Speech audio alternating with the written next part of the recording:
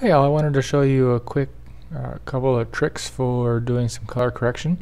Now I know for this first assignment you were specifically not supposed to do any post-production, and I'm glad that you didn't.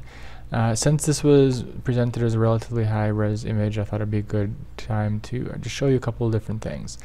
Now the first thing I want you to look at when you're evaluating color, and of course all of this really depends on having a calibrated monitor, and we'll do that in week 3. But look at it and see if everything looks quite right. So first of all, I think it's a beautiful flower here, nice shallow depth of field, all of that. But we're just going to talk about color, and I think the colors here are a little bit washed out. I also think there might be a little bit of a green color cast.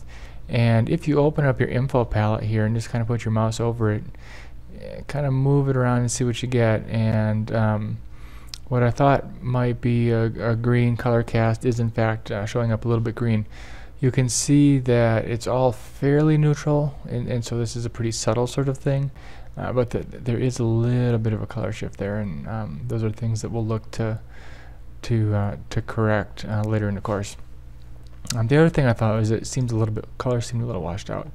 The easiest thing to do here is, and you can do the same sort of thing in Lightroom, is just move your black point over. So here I decided to go with the levels because it shows me the histogram and you can move the black points with it. And just by moving this over, you can see how the colors look a little bit more rich.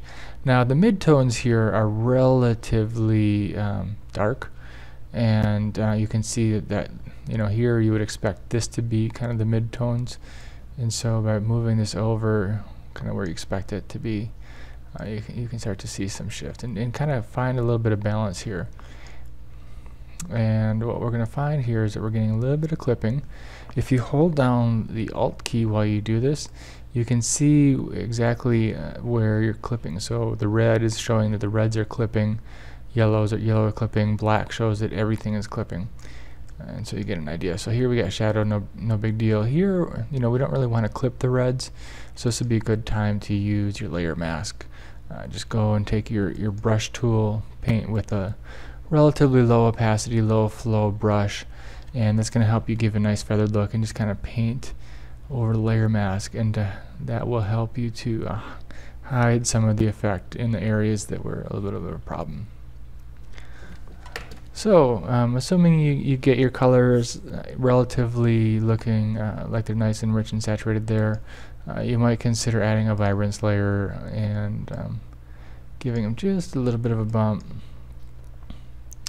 Now the thing about Vibrance instead of saturation is that with saturation it changes all of the colors in the photograph to either increase or decrease saturation as you specify.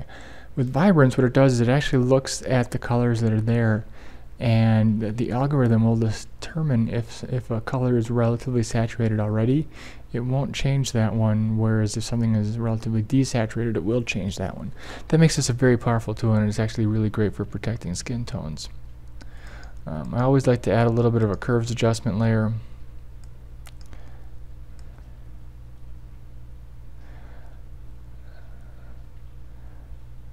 And I still think this part here is a little bit dark, so I'm going to actually add a second curves. And if you activate this little guy here, you can click and you can drag up. Now obviously I'm blowing out a whole lot of stuff here, and I don't want that. So what I'm going to do here is I'm going to invert my curves layer, which is Control Shift I, or Command Shift, Control I, Command I. If you hold on the Shift key, that's how you invert selections. So my apologies there. And then now we're going to paint with a white brush, and we're going to paint in some of that nice detail.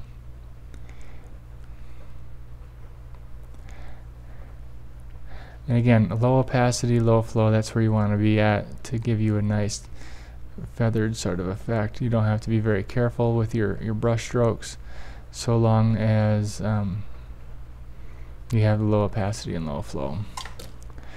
So here you can see the kind of the before and after. Turn these off. You can see that a few little quick adjustments can make a big difference in the image. Now I think there still might be a little bit of a green color cast here. One trick that you can use that isn't going to be part of the lecture material is if you hold down Control Alt Shift E, or Command instead of Control, what it'll do is it'll select all of these and make a copy of that layer. So here you can see it. If you turn these other layers off, it's just an exact copy of what we already had. Now that's useful for giving you a reference point, but it also works well for a trick like this.